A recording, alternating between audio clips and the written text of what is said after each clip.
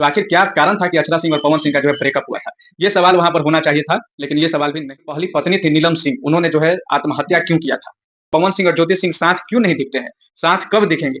ये सवाल भी होना चाहिए था, लेकिन ये सवाल भी उस पॉडकास्ट में नहीं पूछा गया। क्या पवन सिंह विधानसभा चुनाव लड़ेंगे? क्योंकि सुनने में आ रहा है कि पवन सिंह जो है जन सुराज पार्टी प्रशांत किशोर का ज्वाइन करने वाले हैं। तो क्या इस पार्टी को ज्वाइन करने के बाद पवन सिंह खेसारी लाल यादव अपने गांव के लिए, अपने छपरा जिला के लिए बहुत कुछ किए हैं, गांव में बहुत विकास किए हैं, तो क्या पवन सिंह ने अपने शहर आरा के लिए या अपने गांव जोकहरी के लिए कोई कार्य किया है? ये सवाल भी होना चाहिए था। उसके बाद पवन सिंह का फिल्म है जो आया और साउथ को और बॉलीवुड के फिल्मों को जो है टक्कर दिया, 100 करोड़ कमाया। इस तरह का फिल्म भोजपुरी में कब बनेगा? पवन सिंह का भी कोई हिंदी फिल्म आएगा, मतलब पवन सिंह कब हिंदी फिल्मों में एंट्री करने वाले? जितने भी कलाकार हैं, रवि किशन हो गए, मनोज तिवारी हो गए, दिनेश लाल यादव निरहुआ हो गए, यहाँ तक कि खेसारी लाल यादव हो गए, ये सब लोग जो है बिग बॉस रियलिटी शो में जा चुका है। तो क्या भोजपुरी के power star Pawan Singh big boss में कभी जाएंगे? मतलब क्या पवन, जब से पावर स्टार पवन सिंह का पॉडकास्ट शुभंकर मिश्रा के साथ रिलीज हुआ है, तब से इस पर जो है लगातार विवाद हो रहा है और विवाद जो है बढ़ता ही जा रहा है। बहुत तरह का आरोप जो है पवन सिंह पे लग रहा है, बहुत तरह का सवाल जो है पवन सिंह की इस इंटरव्यू पर उठ रहा है। कौन-कौन से वो सवाल है जिसकी वजह से पवन सिंह को जो है घेरे में लिया जा रहा है? तो दोस्तों वो सब हम इस वीडियो में बताएँगे कि कौन-कौन सा ऐसा सवाल है जो पवन सिंह से पूछना चाहिए था। ऐसे सवाल हैं जो मैंने फेसबुक पर देखा, जो फैन्स पूछ रहे थे कमेंट सेक्शन में, जिसका जवाब वहाँ पर जो सवाल जो है शुभंकर मिश्रा ने वहाँ पे नहीं पूछा। पहला सवाल था कि पवन सिंह की जो पहली पत्नी थी नीलम सिंह, उन्होंने जो है आत्महत्या क्यों किया था? मतलब क्या रीज़न था? ये सवाल जो है पवन सिंह से पूछा गया, लेकिन उन्होंने कुछ जवाब नहीं दिया। लेकिन ये सवाल पूछना चाहिए था कि आखिर क्या ऐसा रीज़न हो गया जिसकी वजह से नीलम सिंह ने जो है सुसाइड किया था, और इसके लिए जो है पवन सिंह को जिम्मेदार भी अभी तक माना जाता है। तो इस पर पवन सिंह को बोलना चाहिए था, लेकिन पवन सिंह ने ज़्यादा जवाब नहीं दिया, सिर्फ इतना कहा कि वो एक देवी थी जो मेरे जीवन में आई थी।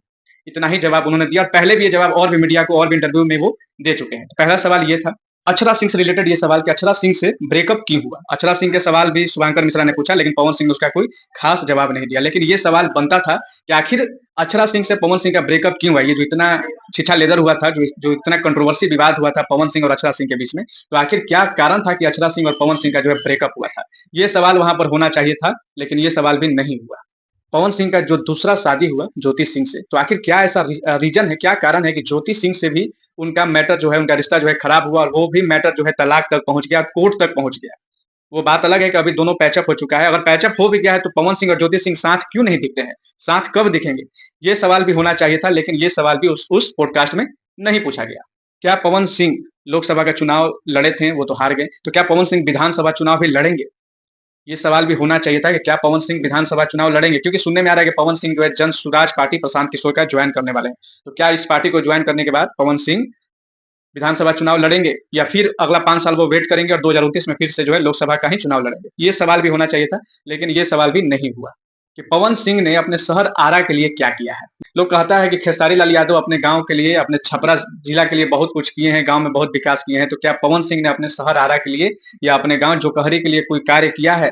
ये सवाल भी होना चाहिए था, और उसके बाद पवन सिंह का इस पे जवाब जो आता है वो सुनने लायक होता है कि आखिर पवन सिंह ने अपने शहर के लिए क्या किया है? क्या अपने शहर में कोई स्कूल, कॉलेज या सड़क या हॉस्पिटल कुछ बनवाया है, या कोई भी विकास कार्य क्या उन्होंने अपने शहर के लिए किया है? तो ये सवाल भी होना चाहिए था, लेकिन इस तरह का भी कोई सवाल नहीं हुआ। जबकि 2 घंटा वो इंटरव्यू चला है, लेकिन ये भी सवाल वहाँ पर नहीं हुआ कि जिस तरह से साउथ का फ़िल्में हो गया, भोजपुरी का फ़िल्में हो गया, जो कि आज के समय में 100 करोड़, 200 करोड़, 500 करोड़ कमा रहा है। तो पवन सिंह का फ़िल्म या भोजपुरी फ़िल्में कब इतने बड़े बजट में बनेंगी और कब जो है इतना कमाई करेंगी? मतलब कब सुनने को मिलेगा कि कोई पवन सिंह का फ़िल्म है, जो आया और साउथ को और बॉलीवुड के फ़िल्मों को जो है टक्कर दिया, 100 करोड़ कमाया। इस तरह का फ़िल्म भोजपुरी में कब बनेगा, और इसके बारे में पवन सिंह का क्या सोच है? मतलब ऐसा कोई प्लानिंग है या नहीं है? ये इस तरह का भी सवाल भोजपुरी से रिलेटेड और पवन सिंह के भविष्य से रिलेटेड होना चाहिए था, लेकिन इस तरह का भी सवाल नहीं हुआ। एक और सवाल है कि अभी हाल ही में पवन सिंह का पहला हिंदी सॉन्ग आया था, आई नहीं, स्त्री 2 में आई नहीं, जो कि सुपर डुपर हिट हुआ था, और उस गाने की वजह से जो है पूरा फ़िल्म स्त्री 2 जो है इतिहास बना दिया। तो क्या पवन सिंह का भी कोई हिंदी फ़िल्म आएगा? मतलब पवन सिंह कब हिंदी फ़िल्मों में एंट्री करने वाले हैं? जैसे साउथ के बहुत सारे स्टार हैं जो कि बॉलीवुड में एंट्री कर रहे हैं, बॉलीवुड के बहुत सारे स्टार हैं जो कि साउथ में एंट्री कर रहे हैं, भोजपुरी से भी रवि किशन का बॉलीवुड में एंट्री है, साउथ में भी फ़िल्में आता है, तो पवन सिंह कब बॉलीवुड में एंट्री करने वाले हैं? मतलब बॉलीवुड में उनका कब फ़िल्म आएगा? इससे भी रिलेटेड कोई सवाल होना चाहिए था। वैसे पवन सिंह ने इतना कहा कि कुछ बड़ा प्रोजेक्ट चल रहा है, लेकिन खुलकर नहीं बताया कि वो प्रोजेक्ट क्या है। तो क्या कोई फ़िल्म आने वाला है या फिर गाना ही आने वाला है?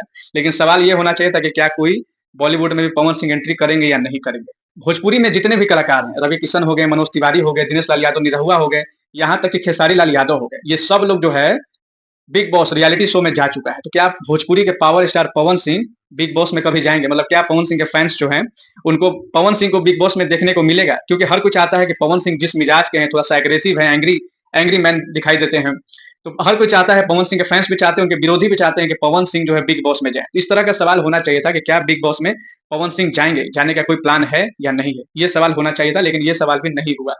तो इस तरह का कुछ सवाल था दोस्तों, जो ये उस पॉडकास्ट में होना चाहिए था, लेकिन नहीं हुआ। इसीलिए बहुत सारे ऐसे मीडिया वाले रिपोर्टर्स हैं जो पवन सिंह को बोल भी रहे हैं, सवाल उठा रहे हैं, शुभंकर मिश्रा के पॉडकास्ट पर जो है सवाल उठा रहे हैं कि मतलब ये पॉडकास्ट वो मजा नहीं आया, वो अच्छा उतना अच्छा नहीं लगा, ये उतना अच्छा नहीं हुआ जितना अच्छा हो सकता था। मतलब पवन सिंह से जो भी सवाल पूछा गया वो घिसा पिटा सवाल था, जो पहले पहले भी बहुत बार इस तरह का सवाल पूछा गया है, तो वही सवाल यहाँ पर भी पूछा गया, कोई नया सवाल नहीं था।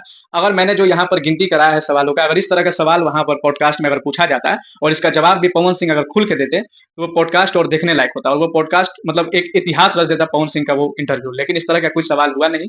पवन सिंह भी जो है बहुत ही हल्के फुल्के अंदाज में इस इंटरव्यू को फेस किए, और शुभांकर मिश्रा भी जो है हल्के फुल्के सवाल पूछते हुए आगे बढ़ गए, और 2 घंटा का इंटरव्यू हुआ, लेकिन 2 घंटे में शायद ही कोई ऐसा मोमेंट आया हो जब लोगों को लगा हो कि हाँ ये इंटरव्यू देखने लायक है।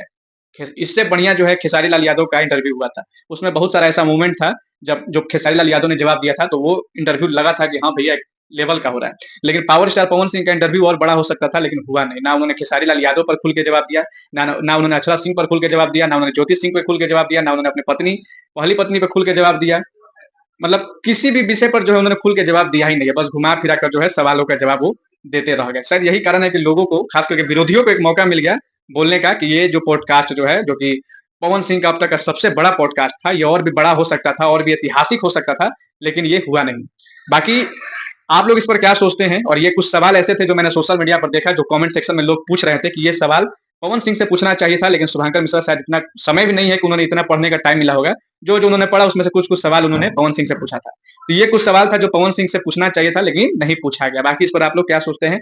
ये जो सवाल था, जितने भी सवाल थे 7, 8, 9, क्या ये सवाल पवन सिंह से होना चाहिए था? अगर ये पवन सिंह से सवाल होता तो इसका जवाब सुनने लायक होता या नहीं होता? इस पर आप लोग क्या सोचते हैं?